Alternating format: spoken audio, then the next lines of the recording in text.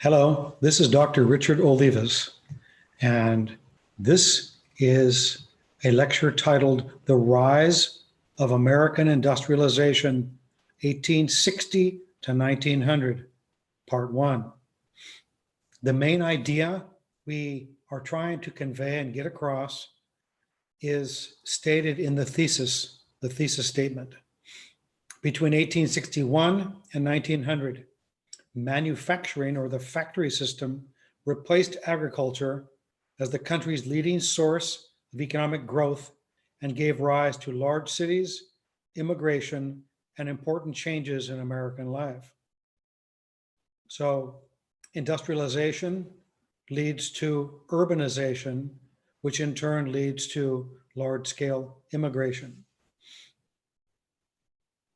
First, we need to begin by defining what is industrialization in its different manifestations or its different aspects. One reputable dictionary defines industrialization this way. Industrialization is a word that refers to sustained or continued economic growth following the application of inanimate or non-living sources of power to mechanized production. Industrialization initially, in the beginning, took the form of factory production, later spreading to agriculture and services. Consumer products that were once made by hand, articles like shoes, textiles, and clothing, increasingly were made by machines. And even on the farm, work that had once been done by animals or by human hands increasingly was done by mechanized farm equipment. To pick one example, this is an advertisement from 1886. And it shows hosiery or stockings that were once made by hand. And then it shows that increasingly hosiery and the stockings were made in a factory. And you can see on the left the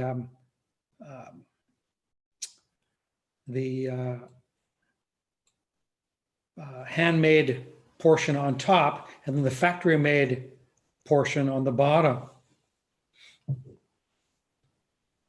This is a close-up of that middle section that shows the interior view of a knitting room inside of a factory.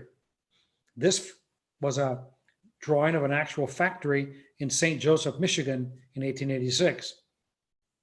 Hosiery and stockings, and I might add many other articles of clothing, increasingly were made by machines in a factory where mechanized production occurred. The day of handmade stockings was all but over by the time this advertisement appeared in 1886.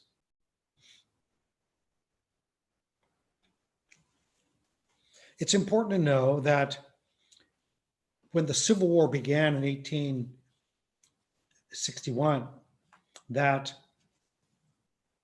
agriculture was the leading source of American economic growth. There were factories, textile mills, and things like that already there, but agriculture was the country's leading part of the economic engine driving the economy. But between 1861 and 1900, in that 40-year period, agriculture continued to be strong and even grew, but manufacturing grew even faster and became an even bigger part of the American economic system. And of course, manufacturing promoted what we call regionalization inside the United States. In New England, in the New England states, you had light industry. In the Midwest, you had the processing of natural resources, but increasingly you started to see in the Midwest the production of iron, steel, and things like that. And in the far West, you had a focus on mining and processing natural resources, but heavy industry made progress there too. Now, one of the important factors in the rise of industrialization is what we call heavy industry. Heavy industry. Before the Civil War, manufacturers tended to concentrate on producing things like hosiery or textiles, different kinds of clothing, leather products, or even on processing agricultural and natural resources like grain, hogs, and lumber. And those industries continue to be important, but increasingly heavy industry, which produced goods like steel. And you can see in this painting called Bethlehem Steelworks. And you can see the sort of the power of that steel mill. A heavy industry, which produced goods like steel, iron, petroleum or oil, and machinery, grew even more quickly. So the manufacturing of producers' goods, sometimes today they call that B2B, business to business. It was the manufacturing of goods or products that were intended for other producers, not so much for consumers. It was producers' goods, heavy industry, that provided the basis for economic growth in the 4 decades after the Civil War. And we can see that farming became mechanized as well. Farmers who bought machinery for their farms, manufacturers who installed new equipment for their factories, and railroads which bought steel rails for their tracks, all contributed to the rising productivity figures and encouraged the technological innovations that revolutionized production in the decades between the Civil War and 1900. And you can see in this 3D image a 19th century threshing machine. It still uses, well, as we can see, probably 8 workers. But this very same process would have taken 4 or 5 times that many workers before you had mechanized threshing machines. We mentioned mines, and mining has a very important history in our country and, of course, around the world. But mining became industrialized or mechanized also. Early silver and gold prospectors were able to mine precious metals that were close to the surface. But once that gold, the surface gold, has been all taken, corporate mining starts to replace individual mining and individual miners who wanted to find a fortune. Corporate mining required large amounts of technology and investment capital. This 1876 lithograph, wrote one historian, gives a good idea of the industrial character of a mining operation on the Comstock in Nevada. The Sutro Tunnel, which extended 3 miles into the mountain, was an example of the technological and capital requirements of the mining industry. So if you look carefully at this, for instance, on the right-hand side, you see a shaft that is powered. And so in other words, individual prospectors looking for gold might profit in the early years, but once the surface gold is gone, the remaining gold is embedded in veins or inside the earth, deep inside the rock. So you have to be able to go down, use controlled explosives and technology that costs a lot of money to get out the gold that's in the veins of the mountain. And that just turns prospectors into corporate workers. and mining becomes much more of a corporate activity because of the technology and capital or heavy industry requirements. And technology is important because when you have an invention or a new economic activity, people want to make that activity more and more profitable. And so technology is very, very important, not only in the 19th century, but even in the present hour. For example, this is a painting from Germany, and it shows the production of iron before the Civil War. Now, pre-Civil War soft iron was produced in rolling mills like this. Before the Civil War, the production of iron was slow and expensive. Skilled, highly paid workers turned iron ore into wrought iron, which farmers and mechanics and blacksmiths could easily shape into tools and machines. But iron ore or iron products like iron rails, iron was soft, so heavy trains could wear out iron rails within a few years. Now, if you look at this painting carefully, you can see just how many workers are required in one factory. Now, it would be probably impossible to count, but you might have 100 workers just in this one scene. So, but you have iron and iron rails, but there is a demand for better technology to produce stronger steel for sturdier, more enduring railroad tracks. So that demand leads to people who make innovations. Now, this is a drawing and a photograph of a Bessemer converter. The new Bessemer converter was able to create hard steel after the Civil War. Increased demand for a more durable metal, especially for railroads, supported the introduction of new technologies capable of producing hard steel.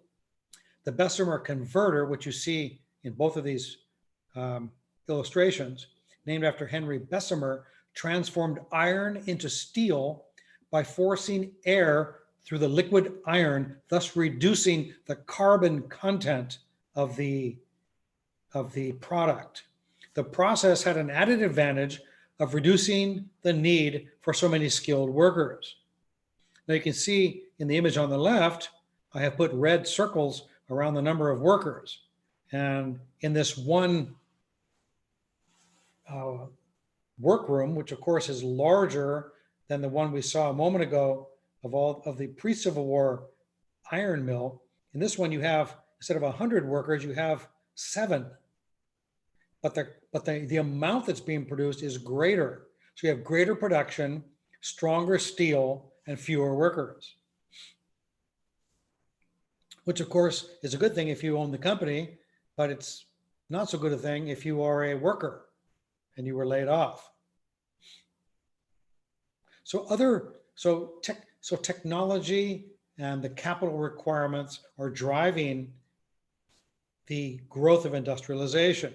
But there are also organizational changes inside the factories that make the factory much more productive. Steel companies in particular wanted greater or more efficient organization to have greater profits. Companies like US Steel, for example, developed new forms of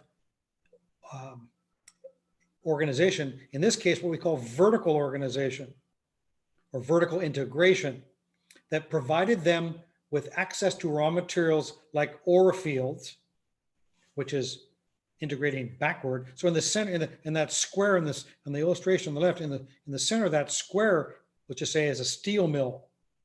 Now a steel mill could put all the steps of production now under one roof, but it was still vulnerable because it wasn't organized correctly. And steel companies knew this. They were dependent on having a steady supply of iron ore. So these companies then purchase ore fields. That's the arrow down. That's sort of, you integrate or organize or extend your company backward away from the steel mill to the ore fields themselves to secure a steady supply. That's called backward integration. But then, even when you produce, even if you control the ore fields and have a steady supply of raw materials, the steel mill then, when it produces the steel, has to get it to consumers and to the markets. Well, now they're dependent on transportation. And so in order to make sure that they have access to consumers, as wide an access as possible, so they're not controlled by the railroads, steel mills purchase their own railroads and their own steamship companies.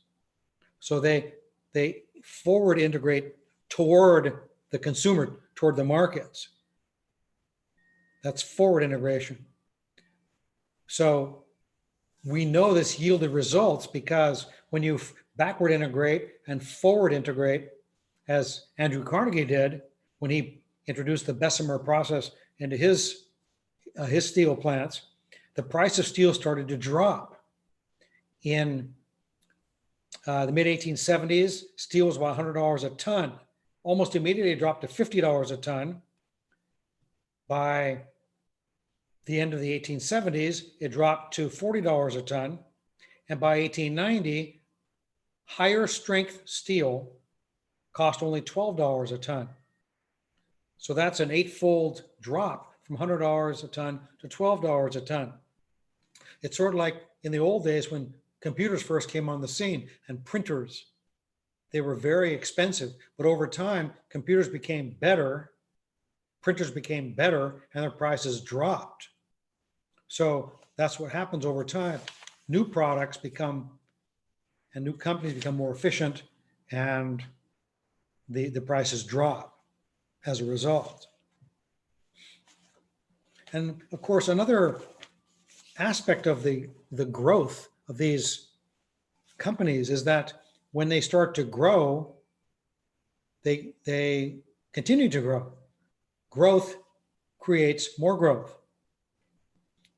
Now, for example, we talked about the Bessemer furnace. Now, this is yet another innovation called the open hearth furnace.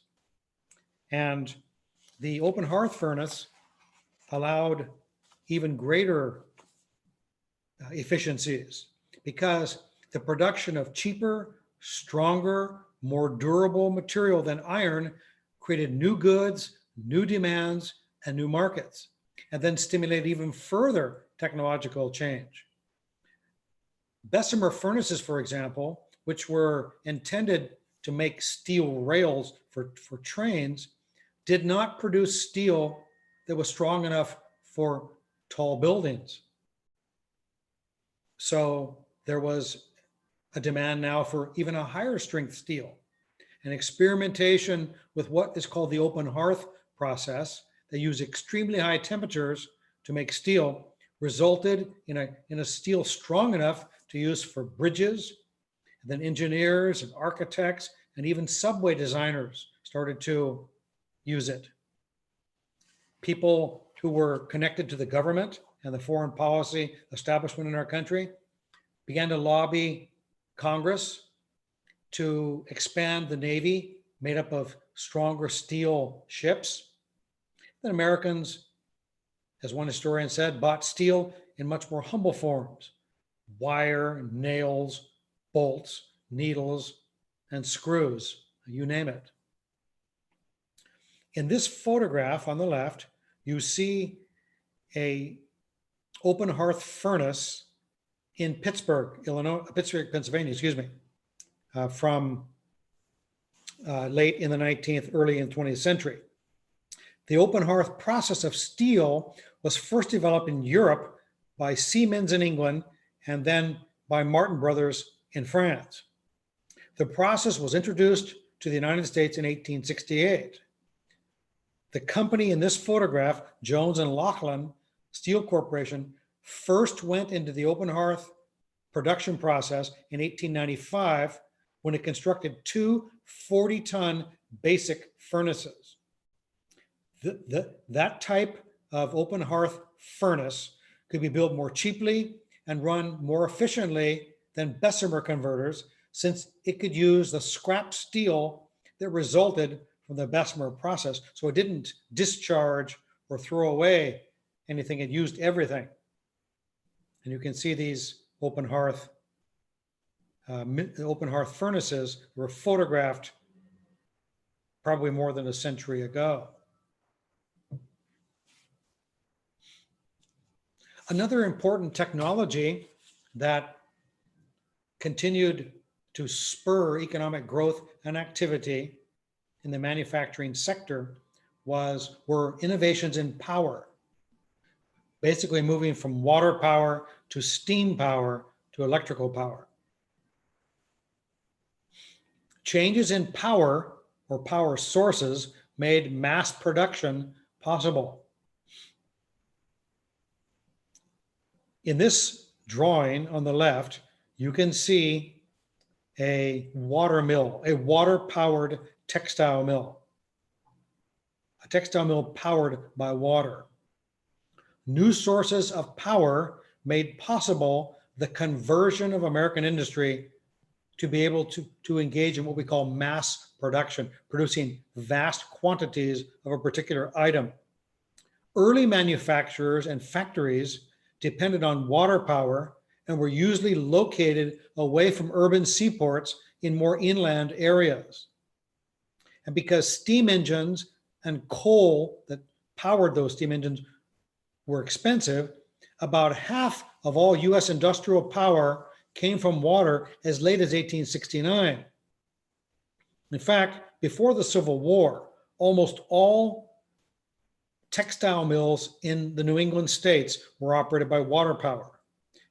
And you can see this cutaway illustration where the water turns the water wheel, which in turn moves the belts that takes power to the various levels of that textile mill. But when the anthracite coal deposits were discovered and opened, particularly in Pennsylvania and nearby areas, the cost of coal started to drop. And when that happened, much of American industry switched quickly to steam power. That is, steam engines, which were powered by burning coal. So increasingly, you have more power and factories generated by steam power, steam engines, and there's a gradual shift away from water power. By 1900, steam engines powered by coal made up 80% of the nation's industrial energy supply. This sketch from 1876 shows the centennial or the 100th birthday celebration of the United States. And you can see President Ulysses S. Grant and Dom Pedro II, Emperor of Brazil. You can see they're starting the ignition switch of the coreless steam engine behind them. And these steam engines could power an entire factory. And then that led to even greater innovation, and fostered by the inventiveness of people like Thomas Edison, who had created at Menlo Park, New Jersey, an integrated process of organized research and development. And along with George Westinghouse, electricity began to replace coal-powered steam engines as a power source. This painting shows the first street lights, also known as arc lights, in Berlin, Germany in 1884. So you're going, cities and municipalities and companies are going from water power to steam power to electrical power. In fact, you start to see by the 1890s electricity powering many American homes in urban areas, and you even see a lot of these new convenience items and appliances. And you start to see electricity being used for home lighting and kitchen appliances. One writer in 1894 observed that a new use of electricity was its application to cooking and house heating, for such use as hot plates, broilers, and water heaters. And note in this, I put red circles or ovals around the lights, of course, and then those appliances that are plugged in to the kitchen's electrical outlets. You can see a pot, looks like a teapot, all these different appliances. So increasingly, electricity is finding its way not only into factories, but into homes. And of course, that gave rise to the production of many new consumer items. In addition to technology and the growth of and the change of power sources, the United States and other countries needed to build a national integrated transportation and communications network. In particular, they needed to build railroads and a telegraph system. This map shows us railroads in the United States before 1860. And I've circled two areas, in particular, the New England and middle states, New York, Pennsylvania, New Jersey, on the right, and then on the left, the Midwestern states, Ohio, Illinois, Michigan, Indiana. And you can see, if you look carefully, the black lines with all the spelling there. Those are railroads and railroad stops. The completion of a national transportation and communications network was central or integral to economic growth in the United States. But in 1860, most railroads were located in the east, that's the circle on the right, and in the Midwest, the circle on the left. In 1861, James Lloyd published a map that you see here from the Library of Congress showing all major railroad lines or routes inside the United States east of the Mississippi River. Railroads at that time were most heavily concentrated in the middle states and the New England states, as well as the Old Northwest. Railroads in the southern states and areas west of the Mississippi River were much less developed and not nearly as extensive. But you need a railroad network in order to move people and products around the country, especially when there are no roads, no cars or trucks. Everything either moved by water, waterways, or ships, or by railroad.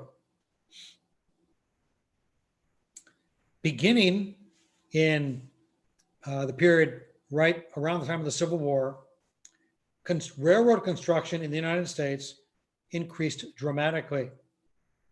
Before 1871, approximately 45,000 miles of track had been laid in the United States. Between 1871 and 1900, however, another 170,000 miles of track were added to the nation's growing railroad system. Much of the growth, not all, but much of the growth can be attributed to the building of the transcontinental railroads, railroads that went across the entire country or the entire continent. In 1862, Congress passed the Pacific Railway Act, which authorized the construction of a transcontinental railroad. The first such transcontinental railroad was completed in 1869. And by 1900, there were 4 additional transcontinental railroads connecting the eastern states with the Pacific coast. The first transcontinental railroad was completed in 1869. This photograph shows the ceremony for the driving of the Golden Spike at Promontory Summit in Utah in 1869, the day the first transcontinental railroad was completed.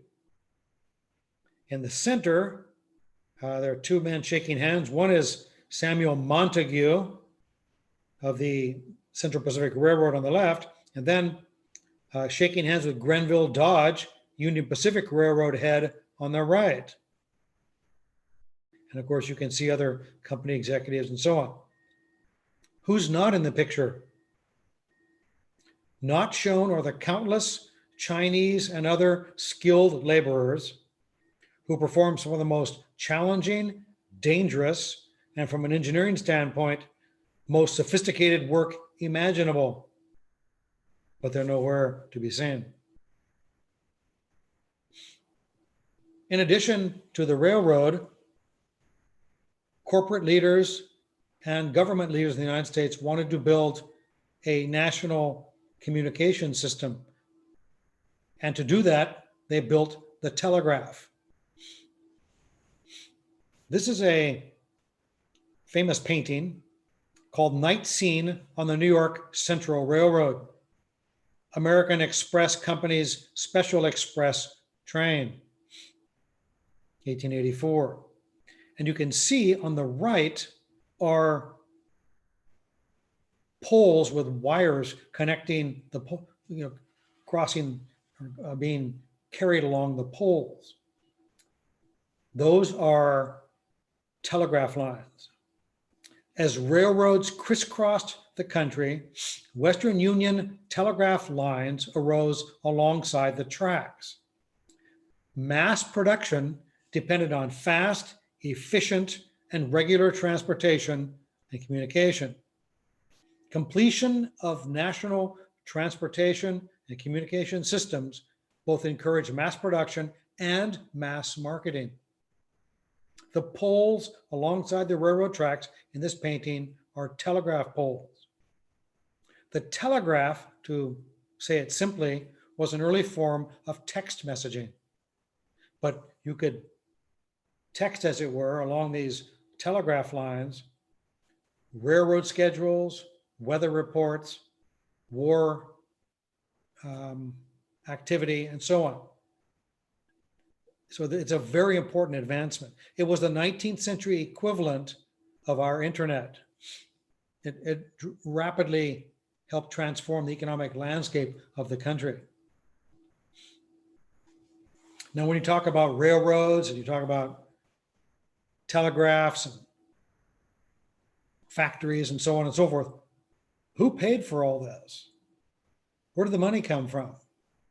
Who paid for the growth in the United States after the Civil War?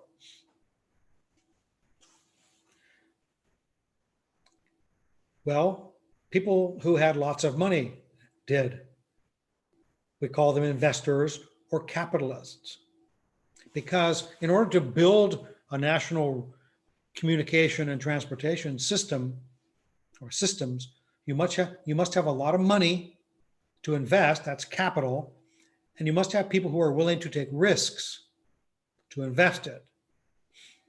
National transportation and communication systems also, in addition to encouraging mass production and mass marketing, also demanded huge amounts of capital and the willingness to accept financial risks.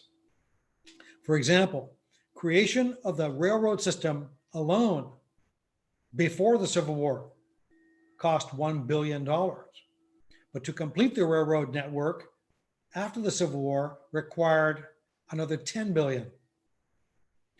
British, French, and German investors saw American railroads as a good investment. Ultimately, according to historians of railroad finance, foreigners contributed a third of the sum needed to complete the system.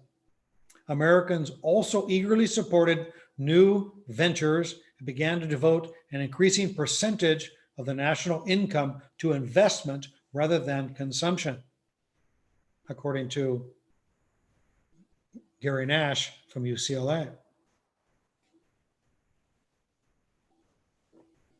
Integral to or central to the process of raising capital in those kinds of amounts were what we call investment bankers. Investment bankers. Investment bankers became economic matchmakers, if you will, and created financial markets. Although savings and commercial banks continued to invest their depositors' capital, investment banking houses like Morgan and Company played a new and significant role in matching resources, that is, those who have money to invest, with economic enterprises, opportunities for profitable investment. So just like matchmakers bring two people together, in this case, investment bankers bring people with money to invest to investment opportunities. Investment bankers bought up huge blocks of corporate bonds, which offered set interest rates and eventually repayment of principal, and bought them at a discount for interested investors. And they also sold stocks. And of course, stocks are different because instead of a guaranteed return, stocks only pay dividends if a company makes a profit. And because stocks were riskier investments than bonds, buyers at the very first were cautious. But when JP Morgan, pictured on the left here, a very respected investment banker, began to market stocks, they became more popular. The market for industrial securities or bonds expanded rapidly in the 1880s and 1890s. Some Americans feared bankers and the power of investment bankers, and they did not trust financial markets. But both investment bankers and the markets they created, bringing people together, were central to the economic expansion of the late 19th century. And it would not have happened without investment capital and people with money to invest who were willing to take a risk. And sometimes they made large sums, and sometimes they didn't. Another factor in making business grow were different forms of organization, methods for making business big. Point 3.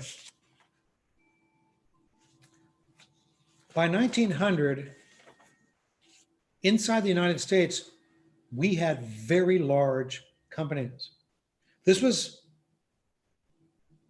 something new, to have that many companies with that many workers.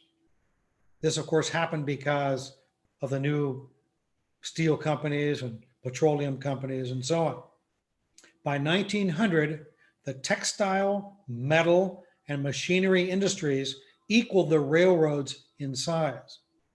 For example, in 1870, according to the census of that year, the typical iron and steel firm or steel company inside the United States employed less than 100 workers. But 30 years later, the average workforce was at least 4 times that large. By 1900, more than 1,000 US factories had giant labor forces ranging between 500 and 1,000 workers. And at least 450 other companies employed more than 1,000 employees. Big business had come of age. How did business organize itself to get so big? Now, we talked about one of those already. Big business expanded through vertical integration and through what we call horizontal integration. Big business expanded through both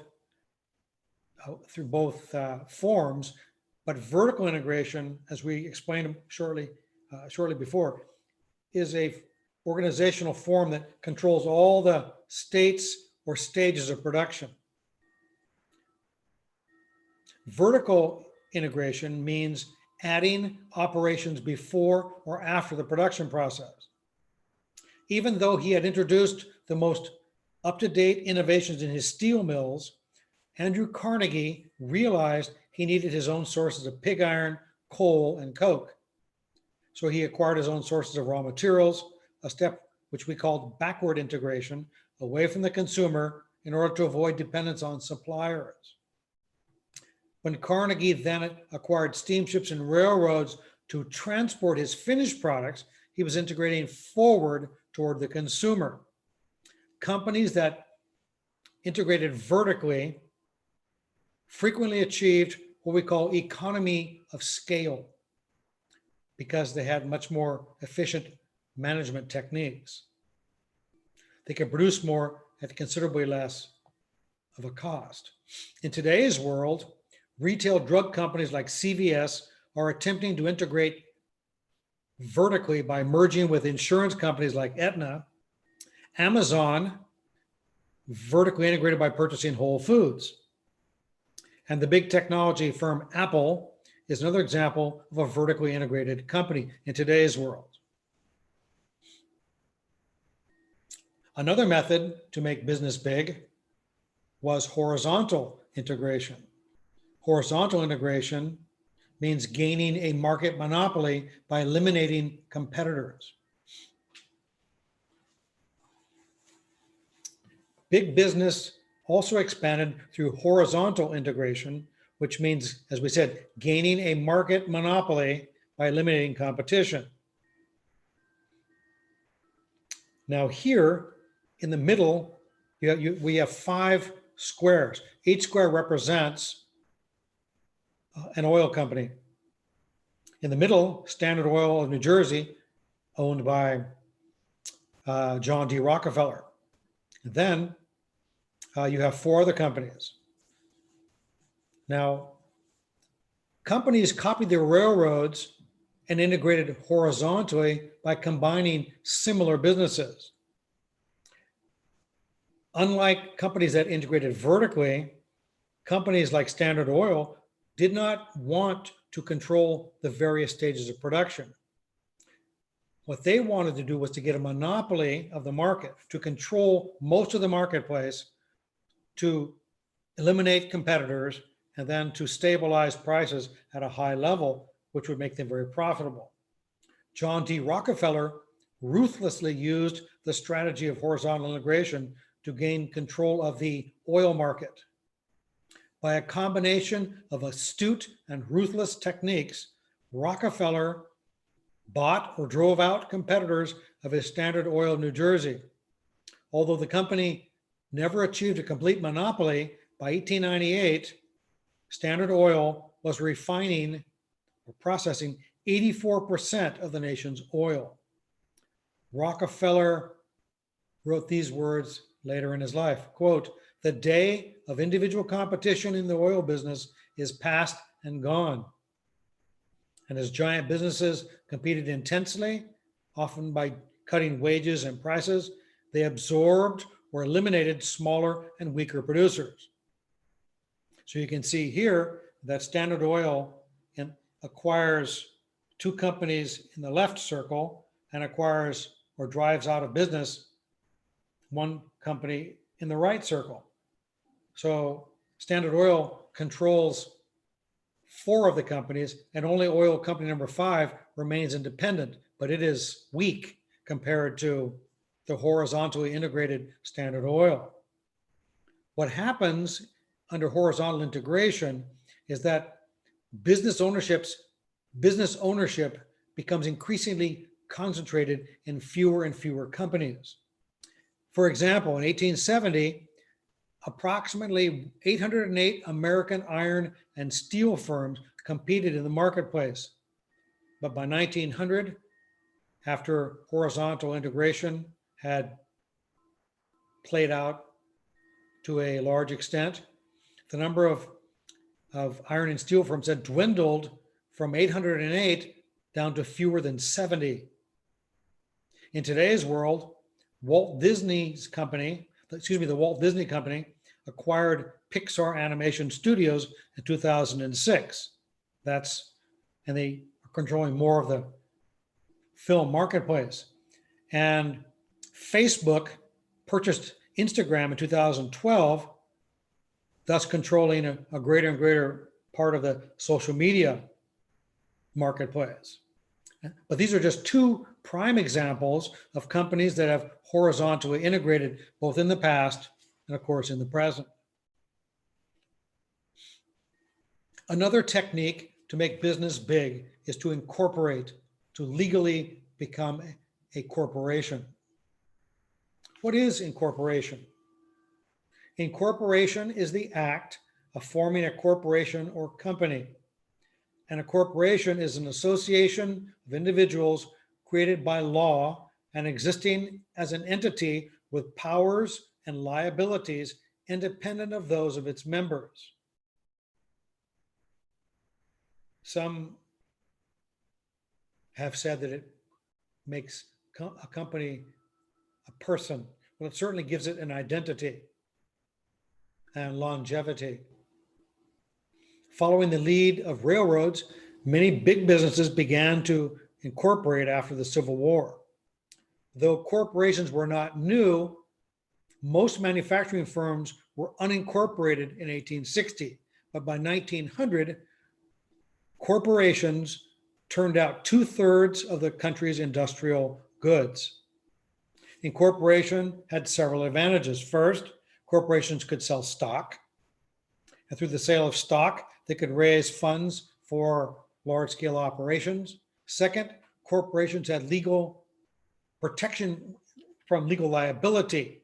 That means it protected investors from losing any monies. They had legal immunity, which protected investors from losing any monies outside of the corporation. And third, incorporation provided a corporate identity that ensured the survival of the company after the death of the original and subsequent shareholders. So the company lives on. Longevity supplied a measure of stability that heightened the attractiveness of a corporation as an investment. And to take the second point, that corporations give legal immunity is important, because if you were going to invest in a restaurant, let's say in, I don't know, West Los Angeles, and you wanted to invest $1 million, and you incorporated or created a company to run the restaurant, if something were to happen and let's say your company were sued for 10 million, you have legal immunity.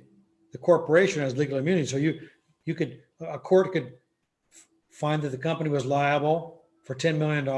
It could force the sale of the restaurant and its closure. They could take insurance proceeds. But if, let's say that the sale of the restaurant and the insurance only amount to 5 million, the corporation still owes another 5 million. It doesn't have to pay it because it's bankrupt. And the person who sued the restaurant cannot go after the personal finances of the owner of the restaurant. All they can do is take what the corporation has. So if an investor knows that his or her investment is limited, and there's a veil or a protection between the company and the investor's personal assets, they're more likely to invest. It makes an investment safer because you know you could lose the whole amount, but nothing more than that amount.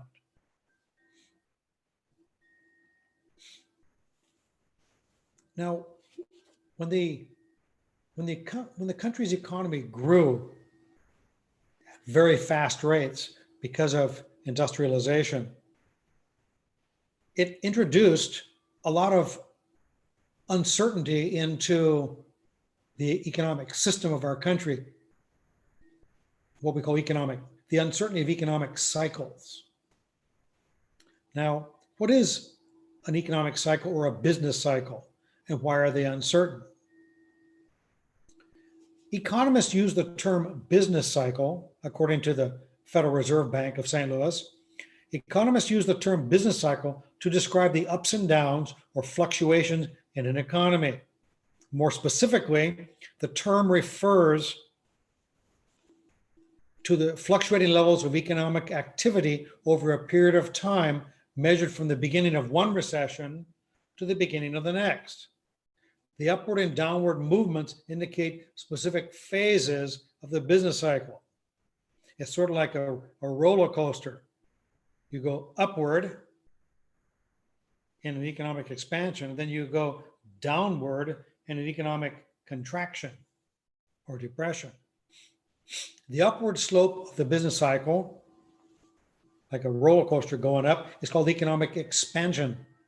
An expansion is a period when economic output increases.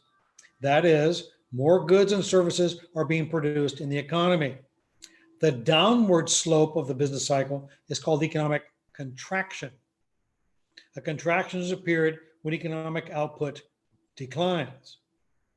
The term cycle in business cycle can be misleading because the word cycle sort of gives the idea of something regular. For instance, a roller coaster goes up and down and it takes, let's say 2 minutes to complete. And then it goes up and down and takes another 2 minutes to complete. For example, the rinse cycle on a dishwasher is predictable. It might begin 45 minutes after the wash cycle begins, and it lasts, let's say, 9 minutes. But there is nothing regular about the business cycle, though, because recessions and expansions and contractions are not predictable, and their length, the time of expansion, the time of contraction, can vary. So as the economy grows, its business cycles become more uncertain. How did government leaders deal with economic cycles? What did they do? The transformation of the economy was not smooth and it was not steady. John D. Rockefeller, describing his years in the oil business as hazardous, confessed that he did not know how we came through them.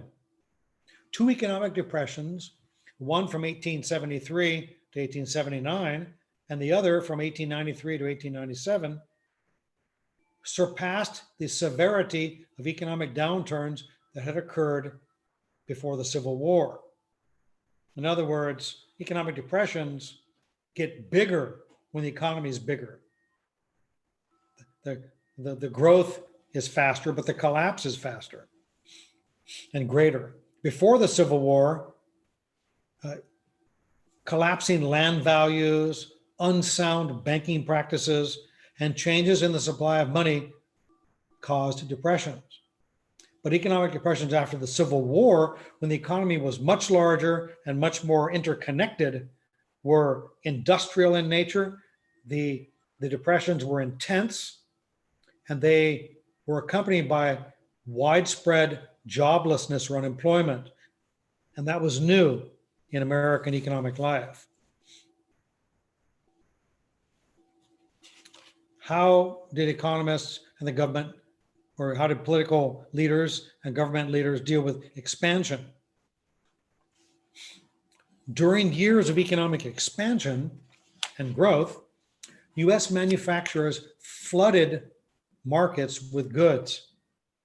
When the supply of a particular good or service was greater than the demand for those goods, prices started to fall. In other words, factories were producing so much, consumer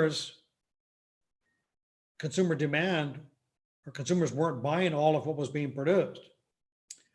The pattern of falling prices that was so common in the last 25 years of the 19th century, along with very fierce competition between companies, together combined to encourage what we call overproduction. It was just too much, there were too many goods being produced and not enough consumers to buy all those goods. And when the supply of something exceeds the demand for something, prices fall. When the market was finally saturated with products, sales and profits declined or went down, and the economy started to spiral down. Owners slowed production and started to lay off workers. Industrial workers, now a greater part of the American workforce, in most cases depended entirely on wages to make a living. Then they economized, they bought less food, then farm prices started to fall. Then farmers, like wage workers, cut back on purchases. Business and trade stagnated or slowed down, and the railroads finally were affected. Over time, eventually, that downward cycle bottom hit the bottom. But in the meantime, millions of workers were jobless, thousands of businesses went bankrupt, and many Americans suffered deprivation and hardship.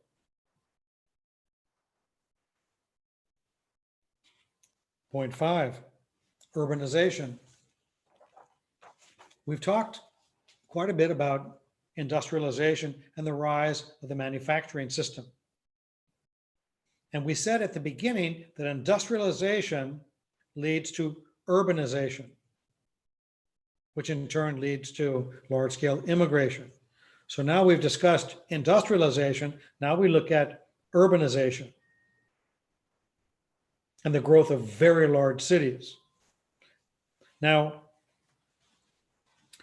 first of all, what is urbanization? Let's define that. Urbanization refers properly or correctly to a growth in the proportion of a country's population living in urban centers of a particular size. Although cities have always been socially, politically, and economically important, the urbanization of industrial Western societies in the 19th century was very rapid. For example, in the United Kingdom or England in 1800, approximately 24% of the population was urban, but by 1900, 77% of the population was urbanized. That's a big transformation. It's important to know why large urban areas came to be. Before the Civil War, manufacturers, as we saw, had relied on water power, and they chose to locate their factories at inland urban locations close to rivers for their factories because they depended on water. But as companies shifted to steam power, and all they needed to do was have a steam engine that burned coal, those companies typically moved away from the remote rural inland locations and relocated in large cities, because there in the cities they could find workers, specialized services, local markets, and they were close to railroad links to materials and distant markets. Though technological innovations like electric lights, 1879, and telephones, 1876, were still not widespread, those two innovations made cities even more desirable. So it was industry, not commerce or finance, that fueled urban expansion between 1870 and 1900. That is, companies relocating to cities. And it happened all over the country. All of America became urbanized. American cities of all sizes grew in the 30 years after the Civil War. The population of New York, and on the left is a scene from New York City in 1913, called Cliff Dwellers, which, by the way, is owned by the Los Angeles County Museum of Art. The population of New York and Philadelphia doubled and tripled in the last 30 years of the 19th century. Smaller cities, especially those in the industrial heartland of the Midwest, Indiana, Ohio, Illinois, cities like Omaha, Duluth, Minneapolis, also boasted impressive growth rates. Even southern cities grew. In the far west, in the state of Washington, for example, Spokane, just in the 1880s, exploded from 350 people to 20,000. And Tacoma, Washington, in the same period grew from 1,100 to 36,000. In 1870, 25% of Americans lived in cities. By 1900, fully 40% of Americans were urban residents. And that's a fascinating painting there, Cliff Dwellers, 1913.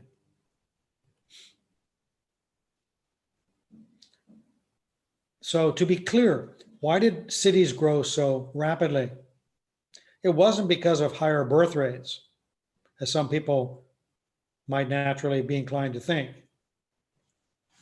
The population of large cities did not grow because of higher birth rates among women in the city. The US population as a whole was growing at a rate of about 2% per year, but cities were expanding even faster. What accounted for the dramatic population increase in American cities?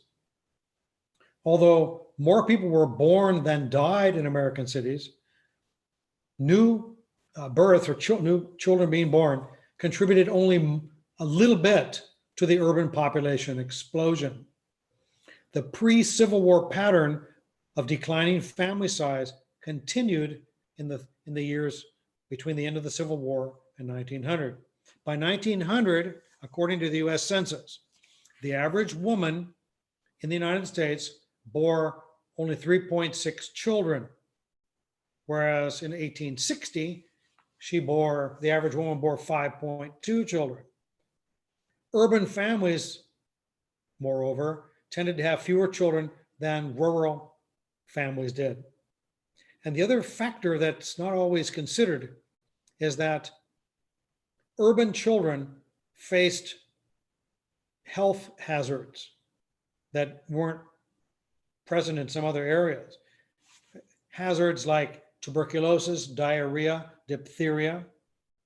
All city residents were vulnerable, but children especially so. Death rates for infants were twice as high in cities as in rural areas. Consider this statistic. In the 1880s, 1/2 of the children born in Chicago did not live to celebrate their 5th birthday. On the left is a photograph of Hester Street in New York City in 1903.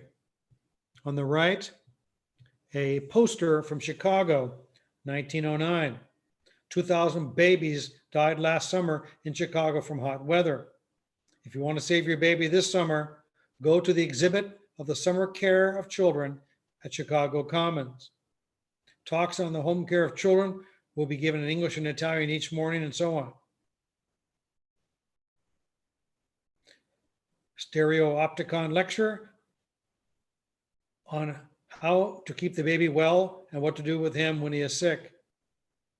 Free to all mothers and fathers and all others having the care of children. 2,000 babies died in the summer of 1908 that they knew of. And many, of course, many more were weakened. So birth rates are low in cities and death rates are high. Cities grew in large part because of domestic and foreign immigration. Domestic immigration means people leaving farms in rural areas and coming into cities. Foreign immigration means that people come into American cities from other countries.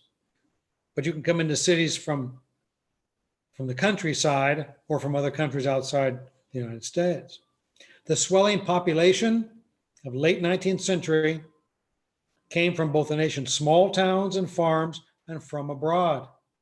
For foreigners and Americans alike, a combination of pressures, some encouraging them to abandon their original homes, other forces attracting them to the urban environment, prompted the decision to relocate.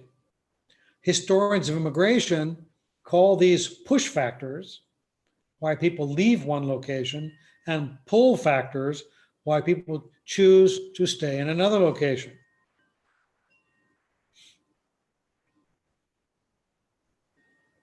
Part of the reason for domestic immigration is that people are pushed out of agricultural life.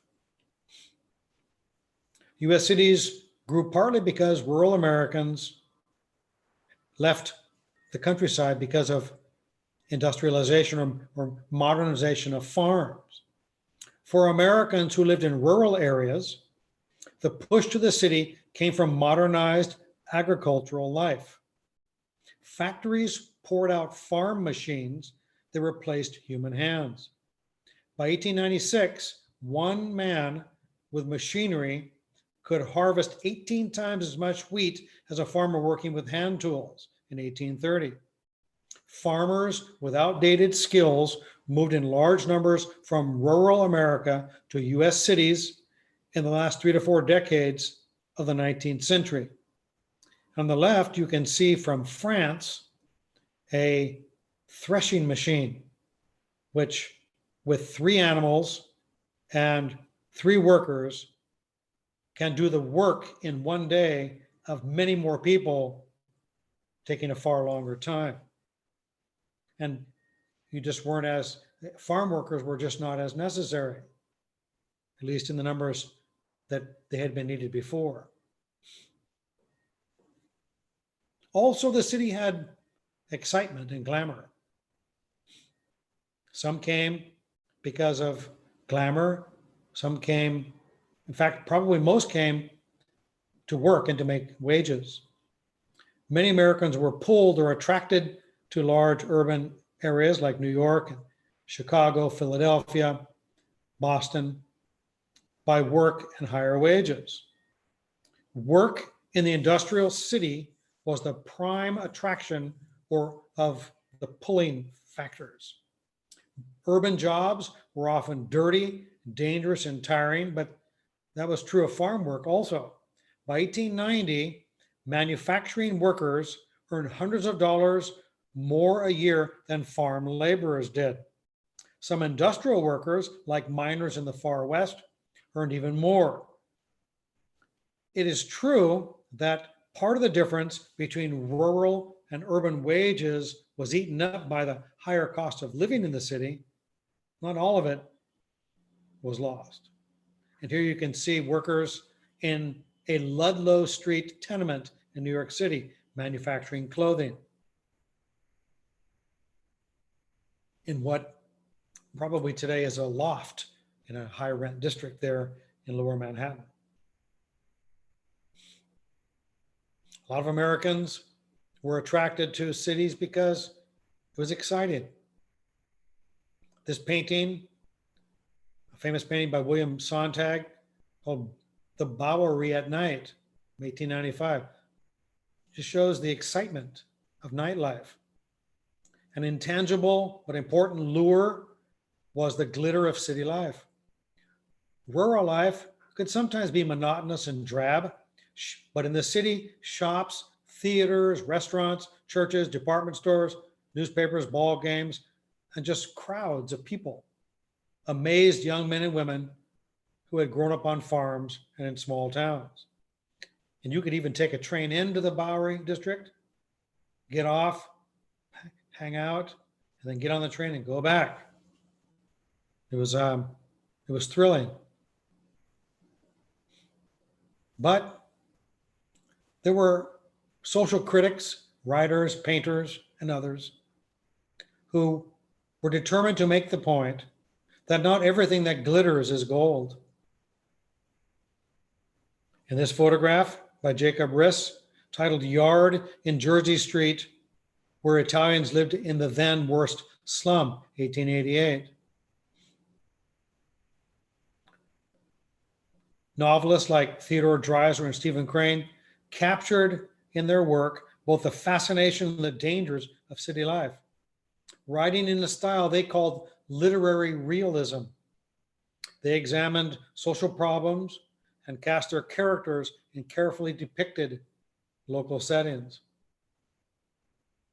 But while the growth was impressive, many people made higher wages, many people prospered, many people did not prosper, did not have a nice apartment, and many had to live in a slum or an alley like this. Thus, we come to the end of part one of this lecture, the rise of American industrialization. And the point we have been trying to make is the main point is that between 1861 and 1900, manufacturing replaced agriculture as the country's leading source of economic growth and gave rise to large cities, immigration, and important changes in American life. In part two of this lecture, we will continue to talk about immigration and important changes that occurred in our country. I hope this has been of interest to you. I encourage you, if you have any questions, comments, or discussion, please visit the chat during office hours, or feel free to email me if there's anything that you don't understand and you would like to discuss or have explained in further detail. Thank you very much, and I really appreciate your patience and your attention.